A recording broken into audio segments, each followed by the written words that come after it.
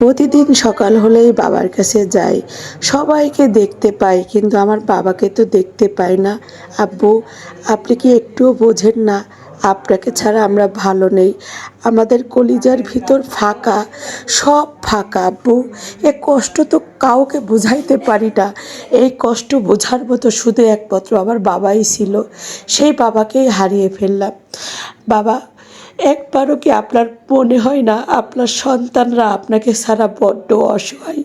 আপনি তো সবার কথা চিন্তা করেন, কিন্তু একবারও কি আপনার ছেলেমেয়ের কথাই একটা বারও চিন্তা করলেন না? এই যে এই জমি আপনি এখান 6 কাঠা জমি আপনি মানুষের জন্য দিলেন, কবরস্থান যেন হয়, সরকারি কবরস্থান। কিন্তু কখনো তো আর আমি ভাবিনি এই জমিতে আপনি এত তাড়াতাড়ি চলে যাবেন আমাদেরকে ছেড়ে। প্রতিদিন সকাল হলেই আপনার কাছে আমরা যাই, প্রতিদিন সকাল হলে কিছু সময় বসে থাকি। কিন্তু আব্বু, আপনি তো এত নিষ্ঠুর ছিলেন না, আমাদের কাছে এসে গল্প না করে আপনি থাকতেন না। কিন্তু সেই মানুষটা কেমনে আপনি আমাদের থেকে দূরে থাকলেন?